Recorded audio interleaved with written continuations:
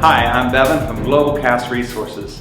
You may be aware of this, but there has been a dramatic shift in global Christianity.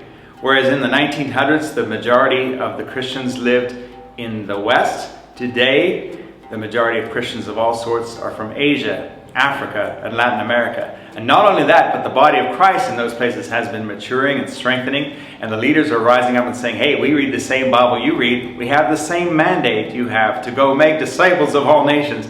And they're challenging their spheres of influence to rise up and send out missionaries. So in my humble opinion, this is one of the most exciting things happening in the modern mission movement.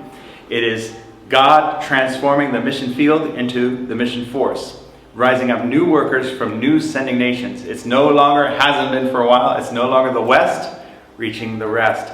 It's just about every country being both a sending and receiving missions country. Isn't that amazing? So the Center for the Study of Global Christianity did a research and reported that in 2010, out of the 400,000 missionaries that were sent out internationally, about half of those, nearly half of those, were from the Asia, Africa, and Latin American countries.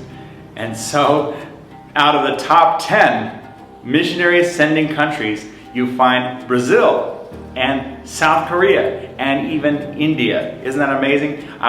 2 weeks ago, I was traveling through Bangladesh and struck up a conversation with an Indian gentleman, and it turns out he was a missionary to Cambodia and had been effectively, fruitfully working there for over nearly a decade. And at that same time, that same week, Cambodia sent out some of its best leaders to go as missionaries to India and bring the gospel there. So it's slightly confusing, but very cool. Now, with this comes new challenges. It's a season of opportunity, but with every season of opportunity, there are new challenges. And one of those is, how do we fund these new workers from new nations?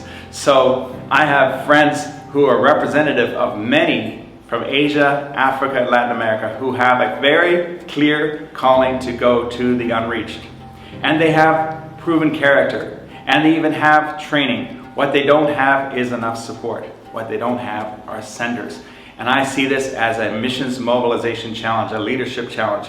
We need to rise up leaders who will not only recruit and train and send goers, but will help the senders to get that missions DNA, biblical basis of missions, and the biblical basis of generosity, and get that into the DNA so that the senders will rise up and embrace their role as sending and sustaining these workers that God is calling out from among them.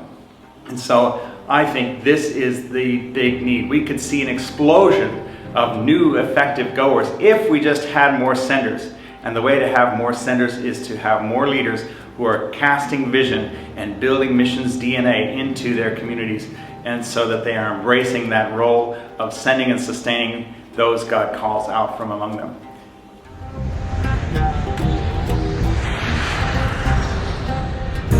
Mentoring missions advocates. This is globalcastresources.com.